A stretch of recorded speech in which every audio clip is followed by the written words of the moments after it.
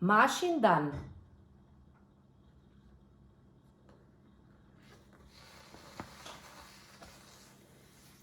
To je deklica z imenom Maša.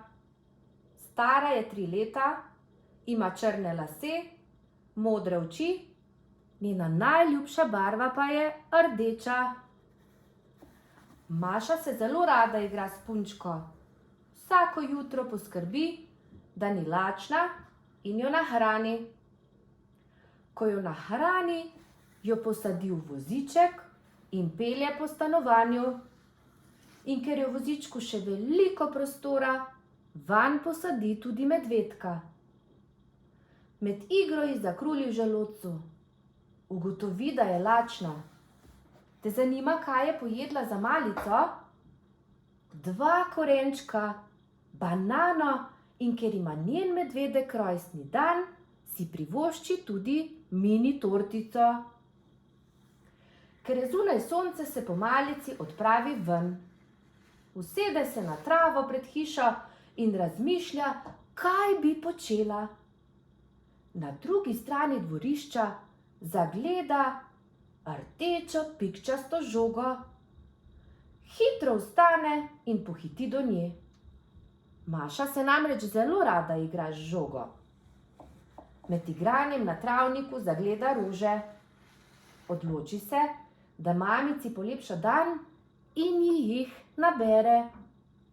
Joj, koliko je že ura, zasliši glas, ko jo kliče, da mora pohiteti v hišo.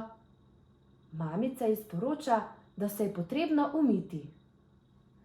Mamica ji v kad natoči toplo vodo in nalije veliko mila, da se lahko igra z mehurčki. Maša se sleče in pripravi, da bo stopila v kad, vendar ugotovi, da nekdo manjka. Hitro pogleda proti polici, kjer se nahaja Račka, in jo vzame.